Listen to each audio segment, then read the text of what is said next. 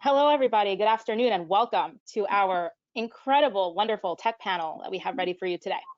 So before we hop right in, I just want to thank you all so much for joining us. I'm going to introduce our amazing moderator, Luke, in just one moment. But I just want to give you a couple of housekeeping items to keep in mind. We welcome your questions and feedback. We want to hear from you. We want this to be interactive. So feel free to unmute yourself. But to do that, use the little raise hand button. Right now we have you all muted, and we'll make sure to either call on you in the middle of the panel or at the end to get all your questions answered. I also just want to take a minute to introduce our amazing moderator, Luke Van Every. Luke is, most of you probably know him or have heard of him from all his amazing work, but he is the CEO of TrueCompare PEO. I'll let him tell you a little bit about that in just a moment. But he's also well known as an amazing moderator and the co-founder of the In This Together Roundtable Networking Group, the Networking Table podcast. And I can't list everything Luke does because we don't have time in this webinar, but just to give you a little taste of his awesomeness. So without further ado, I present Luke, and yeah, looking forward to a great panel. So thanks so much, Luke. Esther, always a pleasure. Thank you so much. Like Esther said, my name is Luke Van Every, and I'm the founder and CEO of TrueCompare PEO, your trusted PEO specialist. But today I'm your moderator, and we at Esther and our RCS team has put together an incredible lineup of panelists to talk about taking stock in your technology. So first, we want to get to know each of these individuals, and we're going to start with Jeff, the one and only Jeff Tabelli. Jeff, what's going on? Hey, how you doing, Luke? I'm doing great, buddy. So great. Tell us about yourself and tell us about RCS Professionals. Sure. RCS Professional Services is a company I started about 20 plus years ago, and we're an IT managed service provider. We help businesses leverage technology in their business, manage it effectively, making sure that they're not at risk and their workforce is efficient and doing things as efficiently as possible. We do that through processes that we've been developing over the past couple dozen years, and we love technology and we love helping firms, companies, businesses, teams leverage it in their business to make their lives easier and their services awesome. So thank you for having us. No, thank you for having us. Fantastic. All right, let's get over to Steve Ferman. Steve. Hey, everybody. Hey, Luke. Thanks for inviting us. We really appreciate it. I'm Steve Ferman with eTegrity. We're business technology advisors. I built and ran an IT company for over 32 years. I've got 38 years in technology, but I exited that in 2017. And what better way to help people but use my knowledge to help them get the right products and right services for the right price. And we do that by taking a 4-step process, looking at your business, understanding what your challenges and goals are as it relates to technology. And then we find really cool companies like RCS and other people like that to do the actual technology work. I find 35 to 40% of my time is dealing with people, putting them in the right seats on the right bus, dealing with cash, strategy, and execution. So we're also do a little bit of technical consulting as well, and we're located in Madison, New Jersey. Fantastic. Thank you. Thank you for that, Steve. Let's bring in our next panelist, Alan Weissman. Alan, what's going on, buddy? Hi, everybody. Glad to be here. It's nice to see everybody again. My name is Alan Weissman. I am with AV Design and Integration.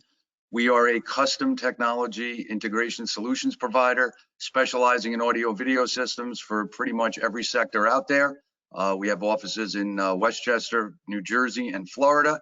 And we help every corporation from design and engineering through installation, through implementation, programming, and training, as much or as little as the client would like.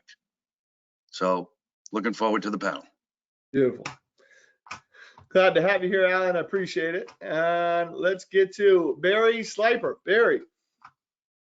Good afternoon, everybody. It's Barry Slyper from California this month. My company is Win Connectivity. At Win, we specialize in wireless solutions. We're basically a nationwide provider of leading-edge wireless connectivity. So our technology solutions include DAS, distributed antenna systems, CBRS, Private Lte, and public safety solutions, all for in-building wireless, which we all consider now to be the fourth utility. So I'm really excited to be on this panel, and I think we're in for a treat today. Well, Barry, we're excited that you're here, sir. And we're going to bring in Jason Gonzalez, my man. Hello, good seeing everyone. Thanks for having me.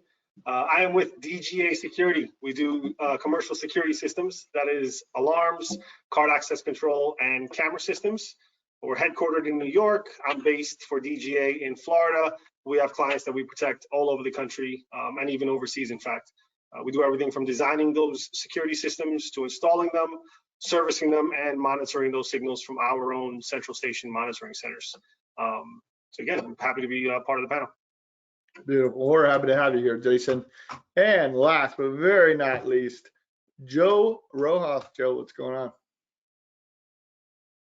Hey, what's happening? So my name is Joe Rojas, and I am a business advisor, entrepreneur, writer, speaker, recovering managed service provider, and tech evangelist. And I'm so happy to be on the panel today. Today, I'm going to be looking at, as we're all working together here, is how does it impact the business case? So we look at it from the technology side, and then we'll look at it, how does it hit you in the business, right? I love it. And Joe, that takes us right into our first question. We've been hearing a lot, the current state of affairs, the president, the news. To everyone on the panel, and we'll let Jeff kick it off. How is what's going on with the president in the news and cyber maybe mandate for small, medium-sized businesses affecting you? Well, we don't have enough people. That's how it's affecting us. No, on a serious note, I mean, it's really like a nowhere to run, nowhere to hide situation. I mean, it hit the president's desk and he's speaking about it. I mean, we all heard about the Colonial Pipeline. That's one of, if not, it's probably thousands, if not hundreds, over 100,000 incidents, you know, that we've, not that we've been involved in, but that events like that happen. And we need to make sure that our clients are protecting themselves. It's not something that happens instantly with the press of a button. It's a process, and you know, making sure that our clients and others around us are in a place where they're not susceptible to a threat like that. And for those that may not know what I'm talking about, is these crypto and ransomware situations where evil actors are getting into small business networks, big business networks, left and right, and holding their businesses hostage just by crippling them and disabling them. And in the Colonial Pipeline situation, you know, you had a big ransomware payout just because they weren't in a place to ignore the evil actors, and they ended up paying the ransom. I don't even know how much it was. Luke, do you remember or no? It was a lot. And I'm pretty sure there was a B in there somewhere. Oh, was there a B? I don't know if it was a B. Steve, do you remember? What was that? Do I know? How much they paid? I forgot. It was 10 million? I don't even remember what it was. It was around I 10 think it was million. 10 million, and the FBI was able to recover a few million back. The FBI was able to recover about 3 million of it back. So they ended up taking a $7 million hit. Maybe I wasn't right with the B. It was an M. That's still a big dollar amount. So what's happening is basically they're taking advantage of you know, systems that are insecure, and they go in there, they camp out on the network. The businesses don't even know this is happening because their security is not on the proper latest and greatest. So they don't have that ability. And then they wake up one morning, nothing works. And on their computers, it says, sorry, if you want your network back, email us at this address. You email them, they say, okay, we want 100,000, 1 million, 2 million, and you can have your business back. And now the clients or the companies are left with two choices. How do we get up and running without having to pay these guys? So that means going to your backups, going to your high availability systems if you have those backup plans, contingency plans. And what they're on their side, they're fortunate because a lot of businesses don't have what they need to basically bypass them. So now they go back to them and they're negotiating with evil actors who are basically saying, if you want your business back, here's the keys. I just need this amount of money. And because it's so crippling, a lot of businesses don't have a choice. And there's public companies that have done this. There's small businesses that do this on a regular basis.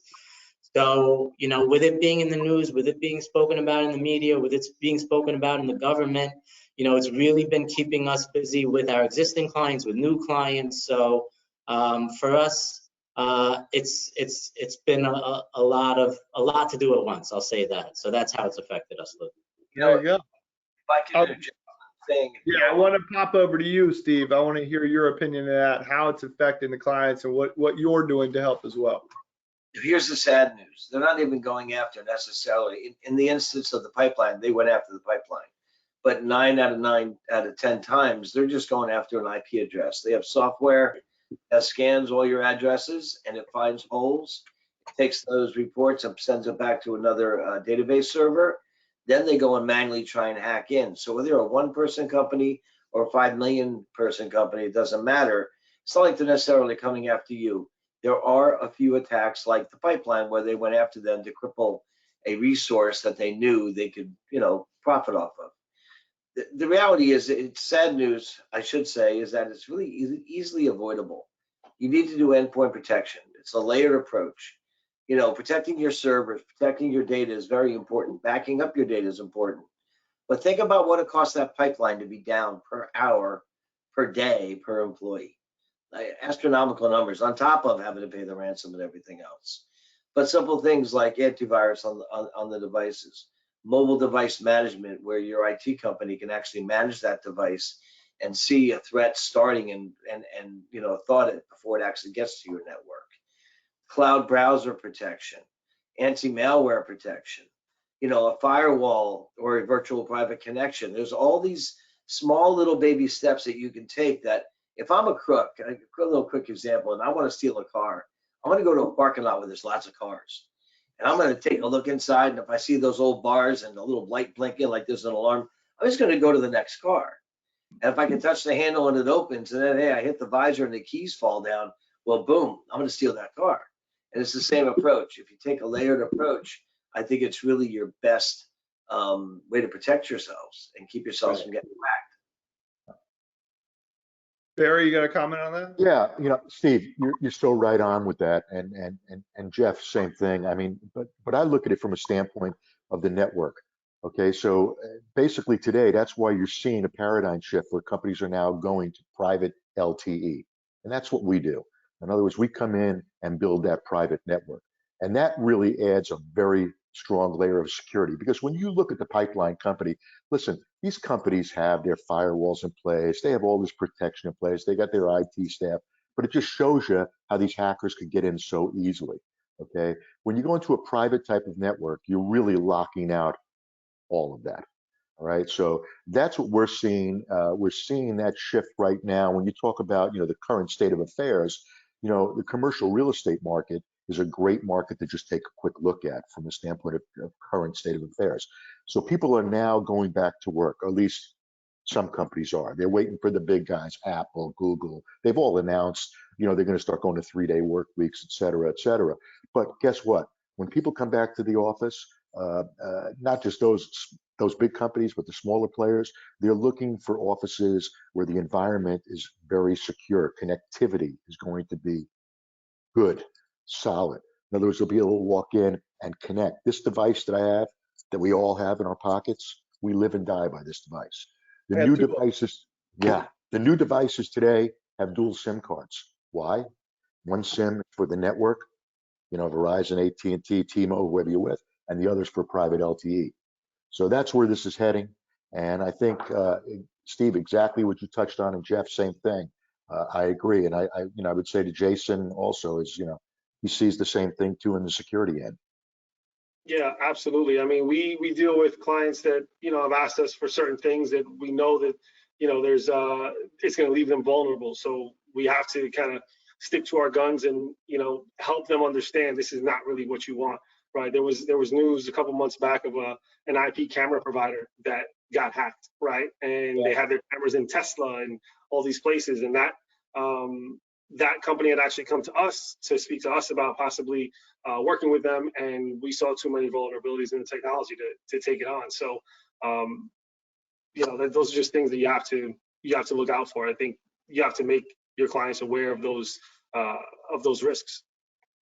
Yeah, Joe, I love that. I wanted to go to Alan as well. From a physical, this is Jason as well, from a physical security measures, what are clients looking to put in place that, from what Jason just said, aren't going to get hacked as well?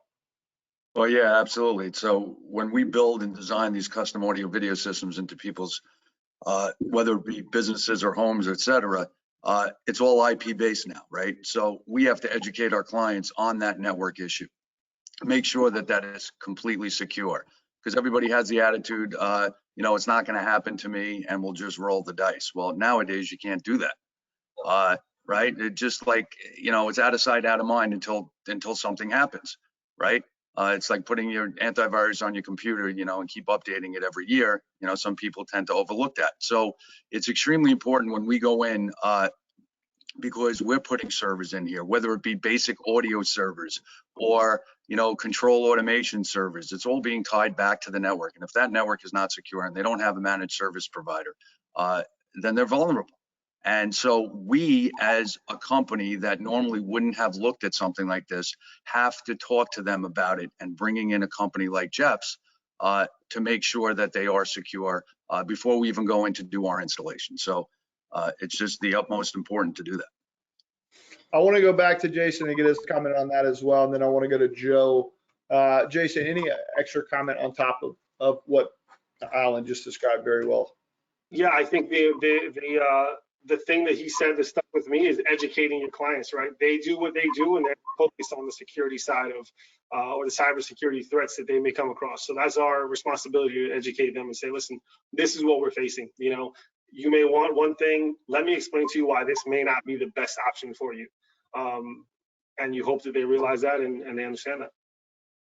Love it. Mr. Rojas, Joe. Well, there's a couple of things. I really like what Alan said. It's, you know, it's not going to happen to me.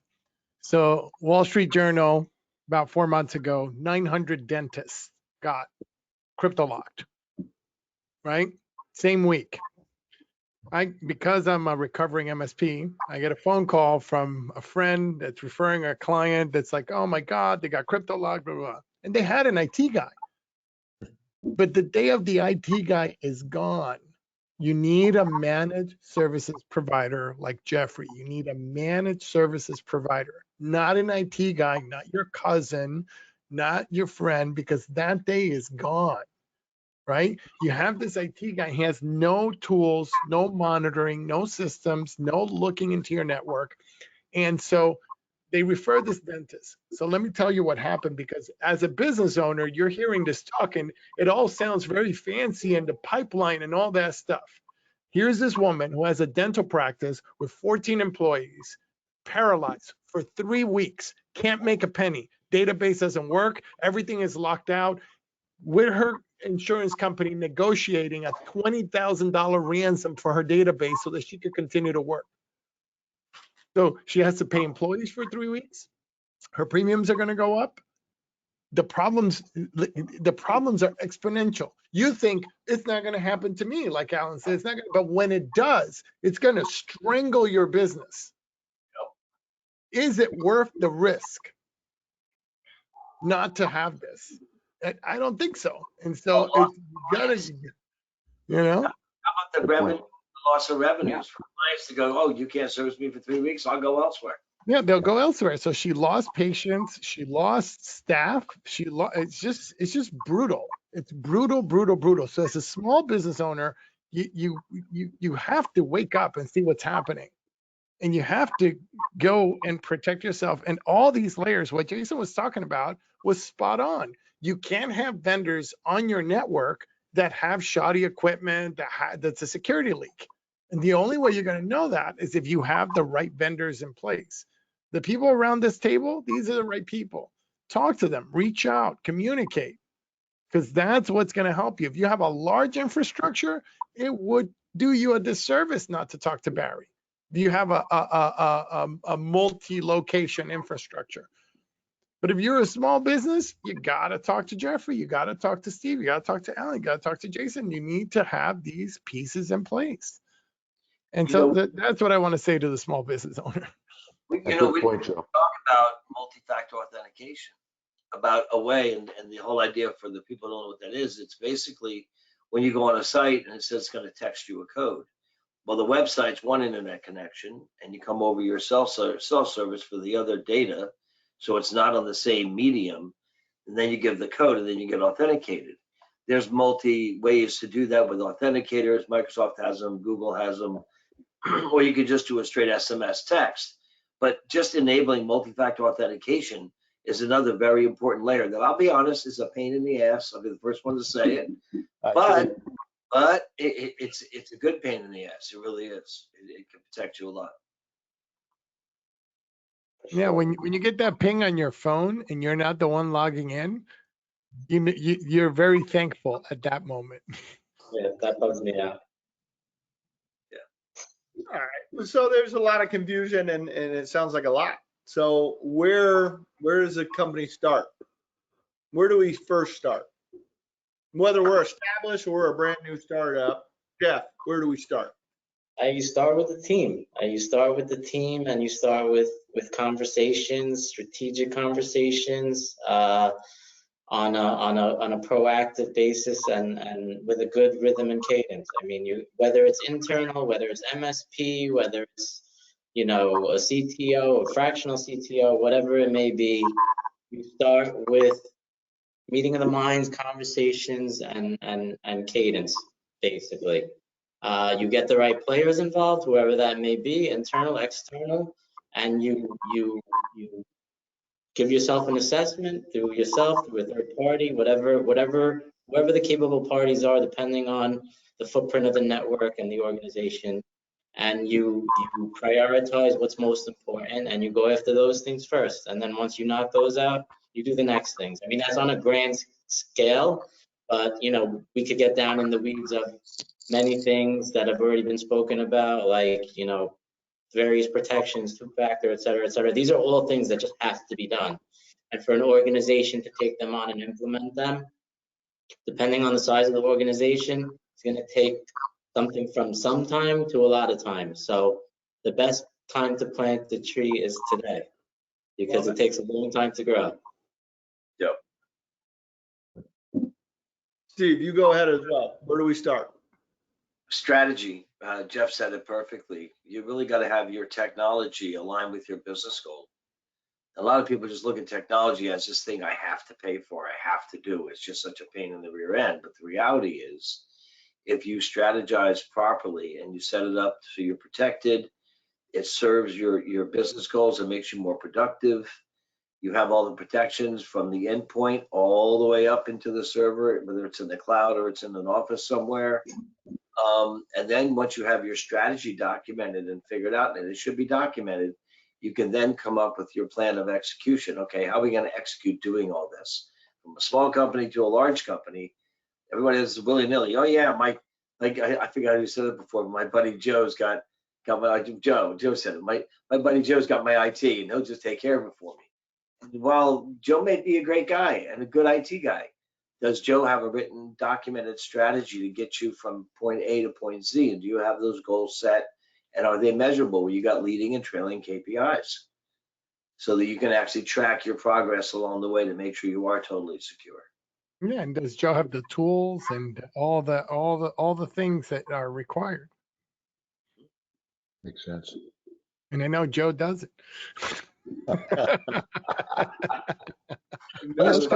But especially in this hybrid model, talk about the trends real quick.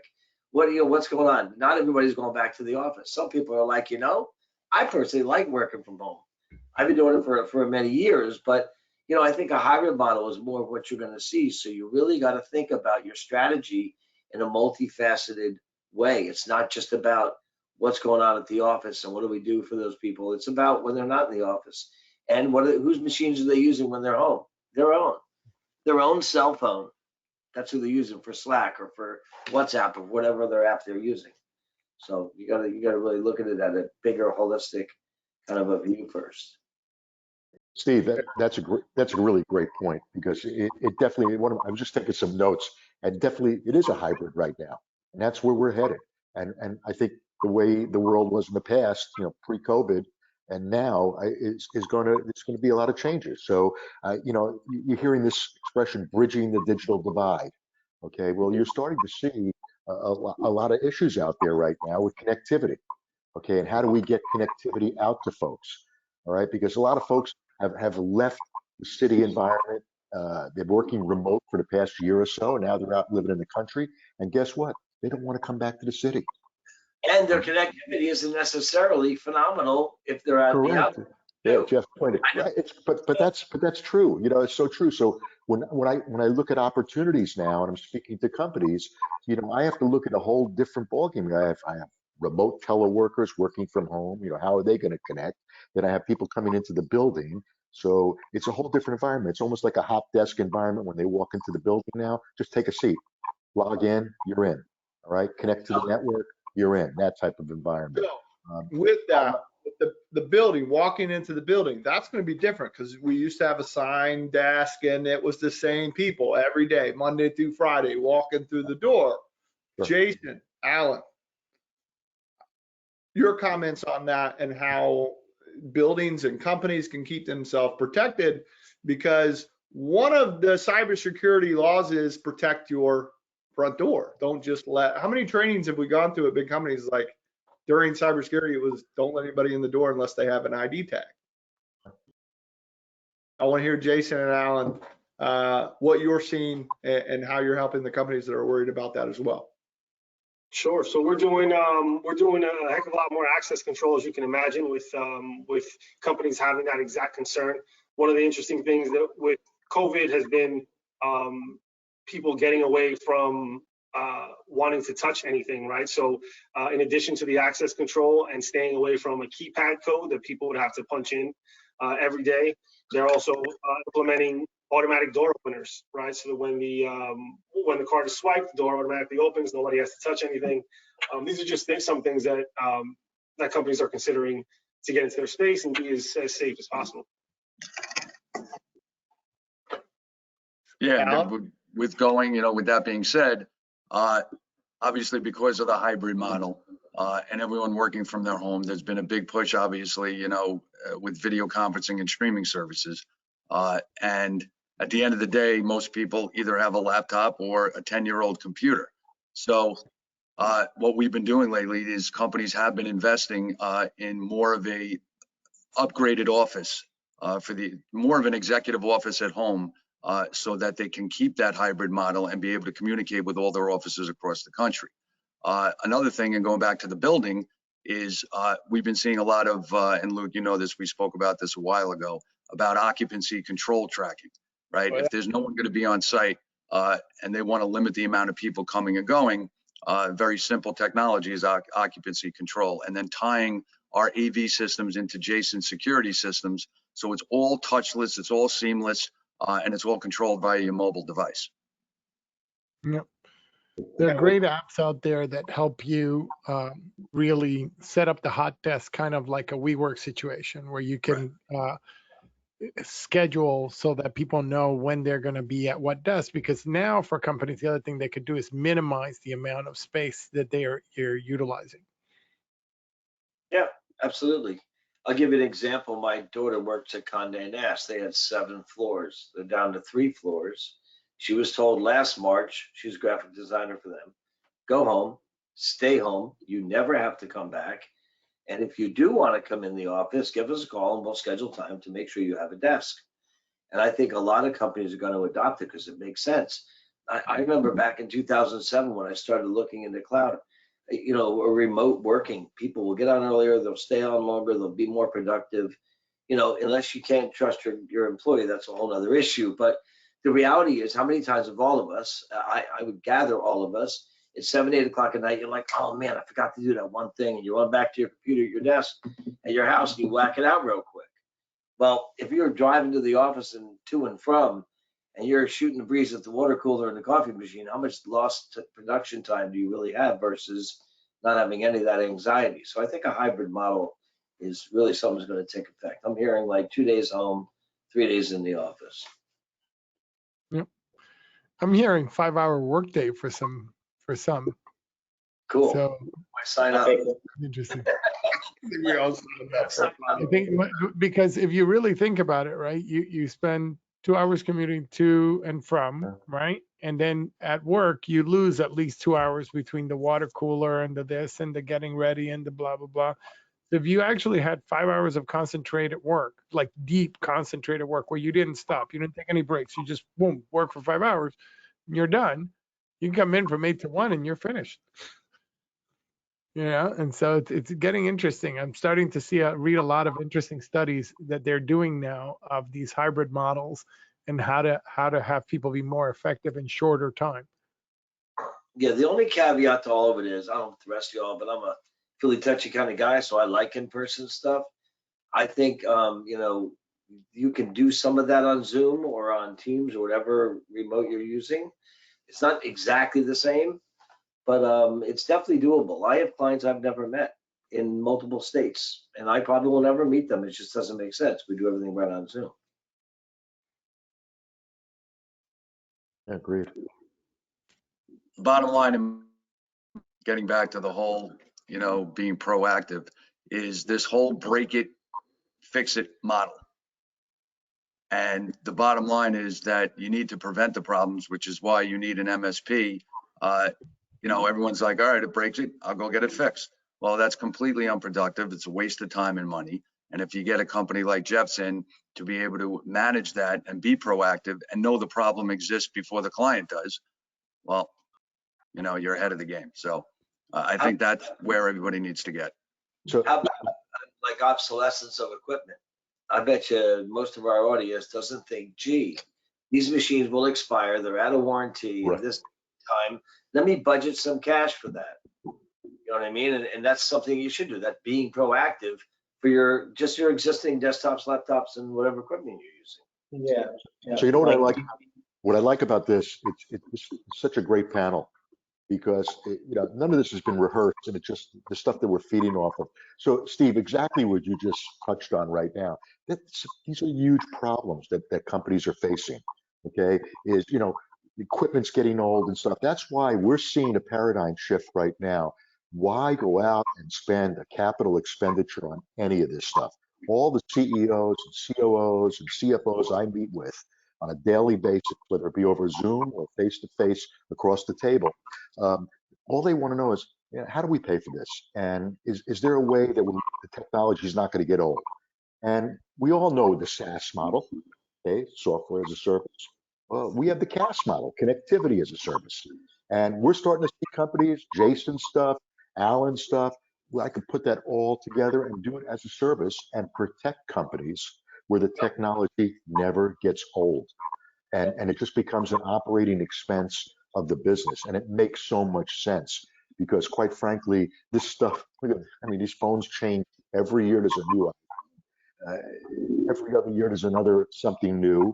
We're at 5G now. They're already talking about 6G.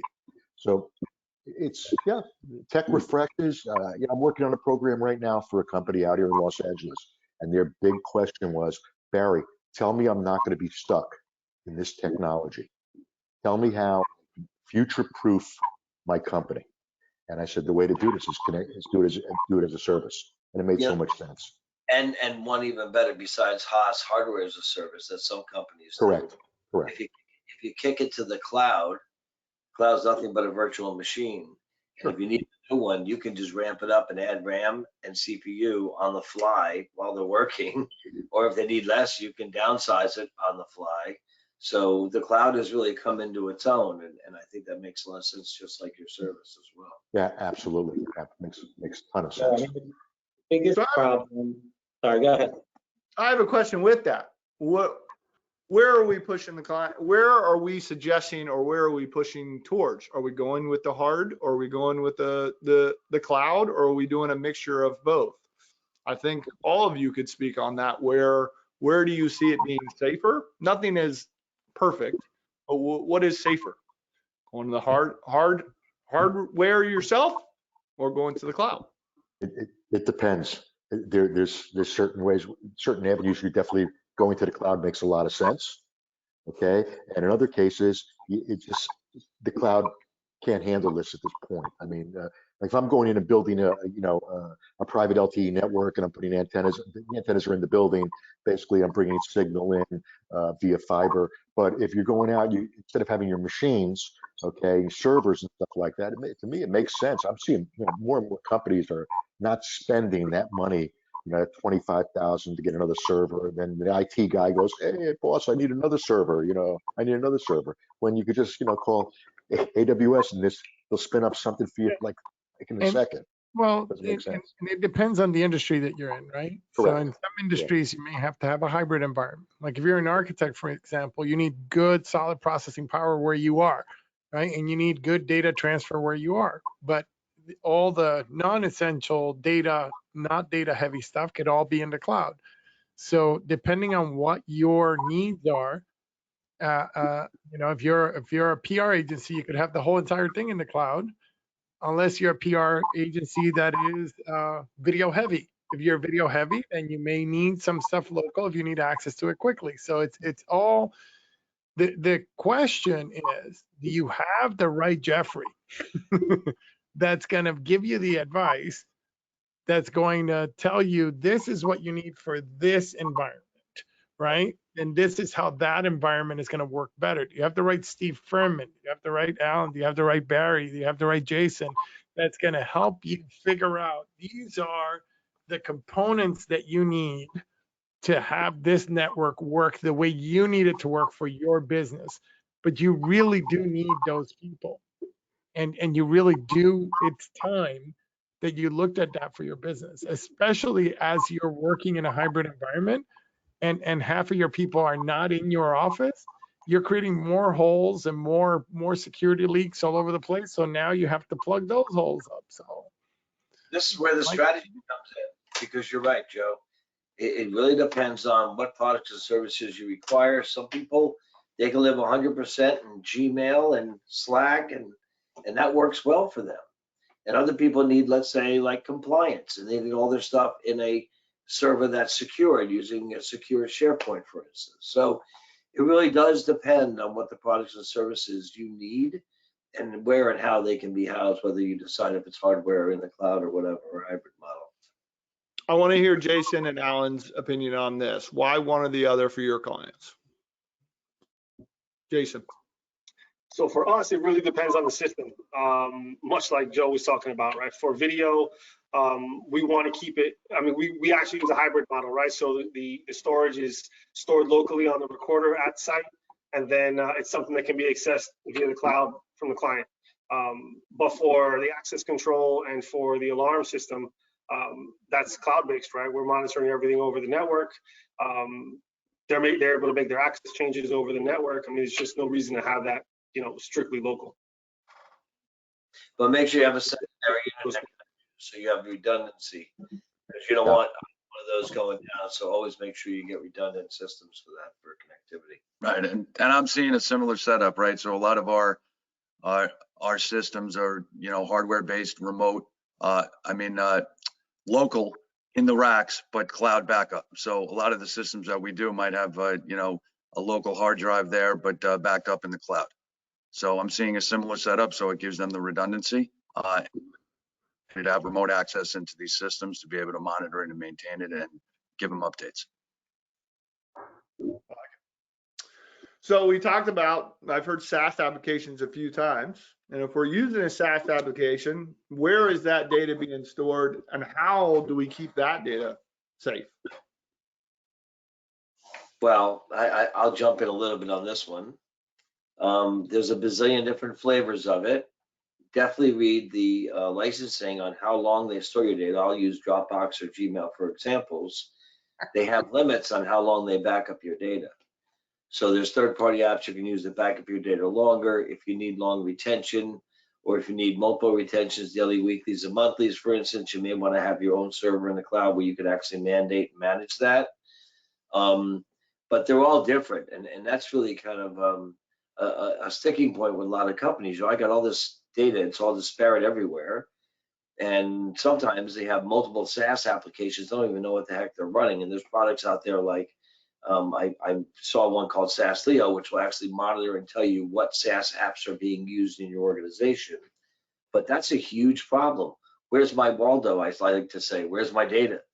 Is it being backed up? Is it being secured? And what's the RTO, recovery time objective, and RTO, recovery point objective? At what point can I get it back? And at what time? I mean, those are huge, huge considerations that you need to take. And what do? Everybody ran home. They jumped on their laptops or their machines and poof, right to the cloud. And we're all running SaaS apps. We're collaborative. Awesome. Now let's take a step back. Now that we're all so collaborative and we're all so perfect, and let's fix all the holes that are out there. Yeah, about 3 years ago, Google lost 35,000 people's data, all of it. Right? It's gone. Like gone. And they were like, sorry. Right? So you need to use something like Backupify or some product that does cloud to cloud backup so that you have that data backed up. If you don't have that data backed up, they can just go, sorry. And that's it. They have, if you read their license agreement, they have they're not on the hook at all for your data. They're very transparent about that too. Yeah, they're very transparent. It's right up front, hidden in under the 35th paragraph of the 6-point font EULA agreement. It's right there in black and white. I love it. That's fantastic. I want to go back to the crowd. We got quite a few attendees and we can't thank you enough. If you have a question, go ahead and raise your hand. We'll bring you on mute and you can ask any of our panelists or chat it in the chat box and I'll make sure to ask it as well. I just want to throw that back out there. See if we have any questions coming in. We'll come back over to that. Charlie Ward. Charlie. It's a great panel. You guys are all really sharp. Thank you for doing this. I have a question about private LTE networks. Can you talk a little bit about how a private LTE network compares with a public LTE network? Yeah, I could touch on that a little just to help everybody out. So what is private LTE? This year, the government opened up what we call the spectrum. That's the airwaves out there where all these stuff is out there invisible to the naked eye. And they sold off part of the signal of the spectrum. And they sold it to companies like Verizon, T-Mobile, AT&T, and several other players bought into that. And what that enables them to do now is a different band is bring that connectivity into buildings, okay, and run a private network on that bandwidth, okay, that they're bringing in. So that's private LTE. So that's their network private to that building or to that facility. We're starting to see this. I had this discussion a little bit with Charlie the other day. One of the big markets that's doing this right now is what they call the third-party logistics market. Warehouses. We're living in a time now where who goes to the store anymore? Everything you push, a button, you're ordering from Amazon, or it's being delivered from some third-party logistics center. And have you ever gotten the wrong package? I have. Have you ever not gotten your package? Yeah, it's happened to me many times. Why? Is because their technology is not that great. They have these AI devices, IoT devices, picking stuff, but they're running it on Wi-Fi. And Wi-Fi is not all that secure. And that's how companies get hacked. Plus the way the handoff is sometimes, and even if it's Cisco Meraki endpoints, you have to have lots of them, okay? And they cost a lot of money. And the bandwidth, when you're handing off from one access point to the next, something may get dropped and they pick the wrong package. Well, that's a problem. So that's why companies are looking at private LTE. The bandwidth is very powerful. It's like having 5G on steroids in your building. And it's secure. It's like having your own little tunnel. So it's like being in a tunnel and it's only your data through that tunnel. Nobody else can come into it. Correct. Okay. Thanks, guys. I appreciate that. To kind of narrow it down a little bit, I've got an application where there is a site with only one device that's being monitored. And for certain logistics, it cannot connect to the network of the company that is there. They won't allow it. So we're getting into it with a cell router. And I guess that's what I'm concerned about protecting. I know you're talking about LTE private networks in buildings. This is a little bit, it's an isolated app. Is this the one you talked about the other day where it's outside? Yeah. Okay. Yeah. Yeah. So that's an M2M device. Okay. Right. Machine to machine monitoring, measuring device. Okay. It has a SIM card in it. Okay. Mhm. And that SIM card right now we discussed is going out maybe over Verizon's network. That's a public network. People can actually hack into that. I told you a story about that with an engineering firm that does foundational engineering. They have all these devices in the foundation measuring and monitoring movement. And next thing you know, they got a $45,000 bill from Verizon. Why? Because the devices were hacked. All right. So Verizon now has the ability to do this on their private LTE network. Okay. So you can talk to them, wherever the provider is, and come up with a solution. If not, there's other solutions. You just have to look at what the cost is versus, what you need, what you're needed. Right. Reach out. Yeah. Yes. It's a small isolated application, but it's critical, so we don't want to see it get hacked. Yeah, but if there's something available out there that Yeah. definitely connect privately, it would help you tremendously and protect, and give you that connectivity that you need. Yeah. Right now there is a public facing IP on Verizon at the cell router. So. Okay. All right. Thanks. Appreciate it. Thanks, Charlie. I love me some Charlie Ward. Thank you for that. I actually came up with a question, Jason, Alan. In the security world, it used to ADT showed up and wired it through your whole house. And I've seen some new wired stuff and some Wi-Fi connected stuff. Jason, are you doing Wi-Fi connected stuff? Alan, are you doing Wi-Fi connected stuff? And how is that being secured as well? Speaking for DGA, we are not doing anything connected to Wi-Fi. You're doing all hardwired. Everything's hardwired. As far as the internet connection, if we need, the only thing that we have the option even to go wireless, and that's only as a last resort, is some of the alarm devices. If we need to go wireless for a motion sensor or a door contact because the walls and ceilings are all buttoned up, we'll do it. Reluctantly, we'll do it. As you can imagine, a wired device is the signal's more steady versus wireless. So we always want to go wired where we can. But as far as connecting to the internet, we absolutely will not monitor over Wi-Fi. We're connecting. Thank you for that. That's exactly what I was looking for. I was thinking more from the camera, right? If you had any cameras that were on Wi-Fi, because sometimes that can scare somebody like, hey man, if they can hack into my email, they could definitely hack into my camera and look at what's going on. Yeah, listen, you're talking security. Security is one aspect of that, and then you talk about bandwidth for another aspect of, doing video over Wi-Fi is tough. Cool. So I like to hear that you're going hard. Alan. So much like Jason, all corporate surveillance jobs that we do are all hardwired, unless of course we can't get a wire to a specific location. Maybe it's 100 feet past a concrete block and we need to get some RF Wi-Fi cameras up on a pole. And of course, there's always going to be issues with that. In the home is a completely different story because everyone's looking to companies like Ring and other companies that all, do cameras via Wi-Fi. But the biggest concern that we have or clients have when, I don't know if Jason, you're seeing this too, is when we try to set up remote access for camera systems and they do have, let's say, their cousin as the IT guy, he's a little hesitant on his router because afraid of someone hacking their system. So we again have to work with them to make sure that they're, comfortable enough to open up the port so we can give them mobile access to all their camera systems. But yeah, we definitely would rather hardwire for bandwidth and for obviously security issues. Can I add one thing to that, Luke? Of course. Yeah. So what's interesting when you get into private LTE, that's a big thing now about video. Okay. And Jason, I'm sure knows this. So yes, there are areas, Alan knows this too. There are cameras that require, if you want to do hardwire connectivity, it's just costly, crazy amount of money. So there are actually case studies, and I could show this with one of our manufacturers that we use that has developed a thing called micro slicing, where they're able to actually guarantee that bandwidth to that camera wirelessly, because that camera has a SIM card in it and it's going out over a private network and it's not going to get hacked.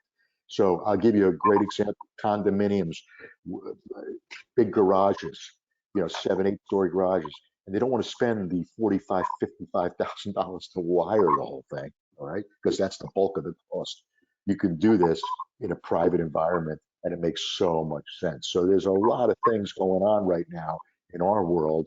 Alan and I, actually, we're talking together and commiserating on a project in South Florida where that would be, wireless on the video side or even outdoor in that environment. And it could be done, and it can be done on a private network. Yeah, creating the smart city. Yeah. So I have a quick question about that. So in that scenario, that LTE is local, and the handoff for it where people can look remotely is in the building. Yes, it's in the building, Okay. and also yes, yeah. I got it. That's really cool. Yeah, I like that, Barry. yeah. So we'd actually. So the answer to your question, Luke, is you can do secure Wi-Fi if you do it this way. Correct. Right? Because you're on a private network. So if you're on a private network, you can do a secure connection, because there's no that network is a private network. Well, this is exactly why I surround myself with human beings just like all of you. So I don't have to worry about it. I just call you. Luke, the port of Long Beach out here in California is using this right now. Okay. So they are actually doing video over wireless, and that's an environment that needs to be secure. The lesson from Luke to everybody who's a business owner out there is what Luke just said. Surround yourself by a team of experts, right? So that you can really get your infrastructure secure. You don't know how to do that. You don't know anything about it. You know how to run your business. And that's what you should do.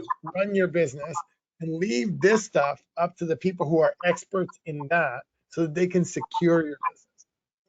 Yep. Let people do what they're uniquely good at. Hire the others. Absolutely. I love it. Let's go with final thoughts. Jeff, give us your final thoughts before we kick it off.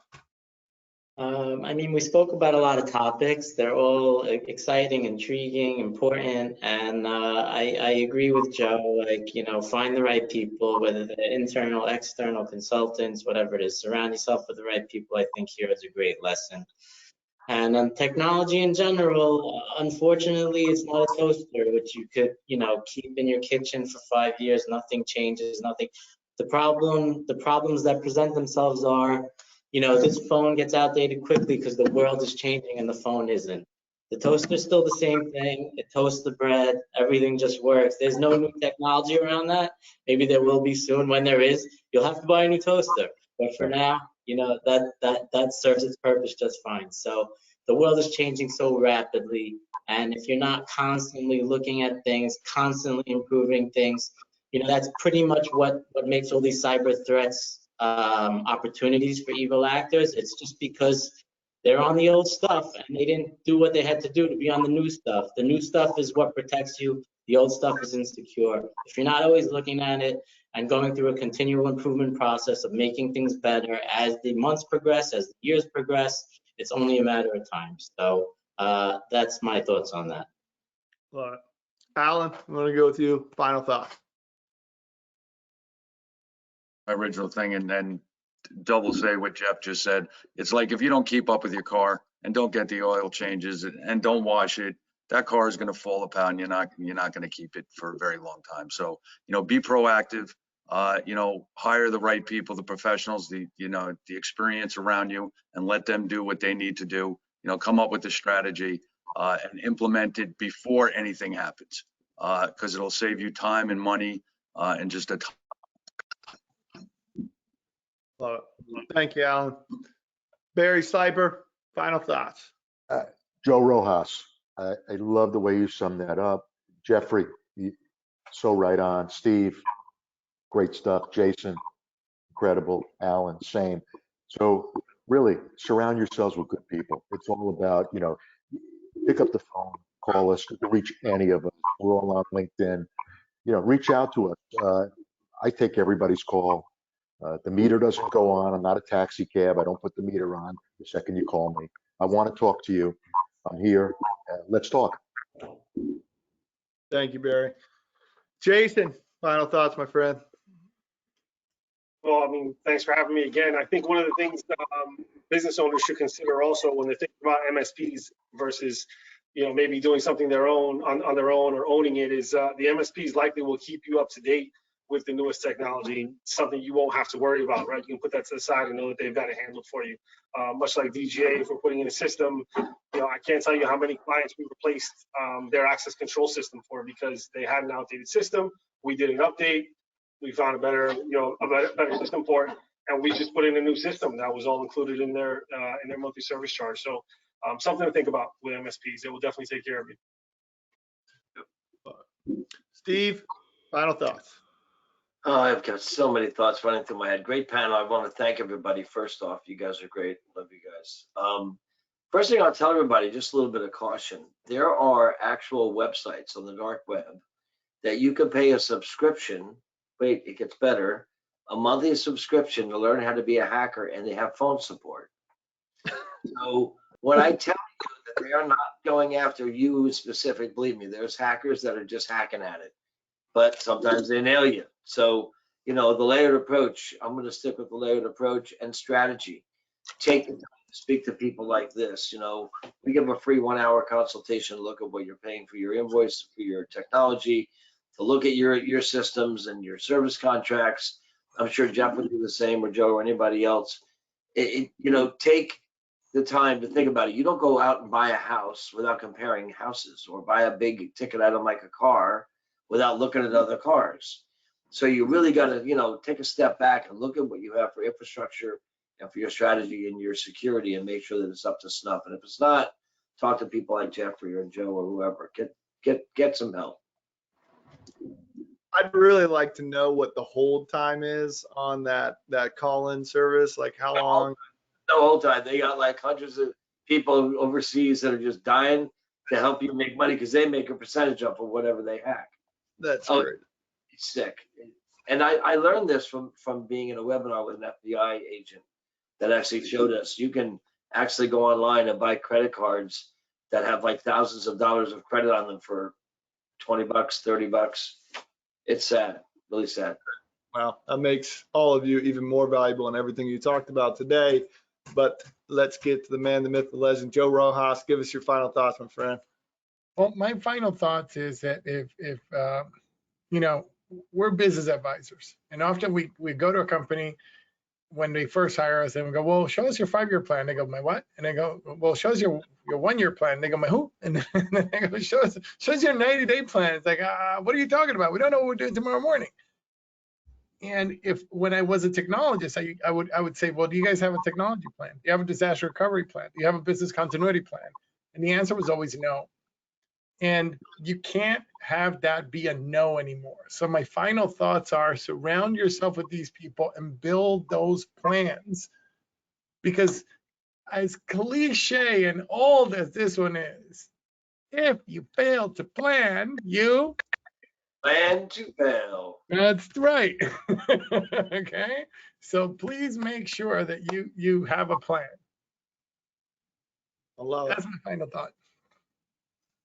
Well, that's it. This was absolutely fantastic. I got tons of notes. I took a ton from it, and I can't thank all of you enough.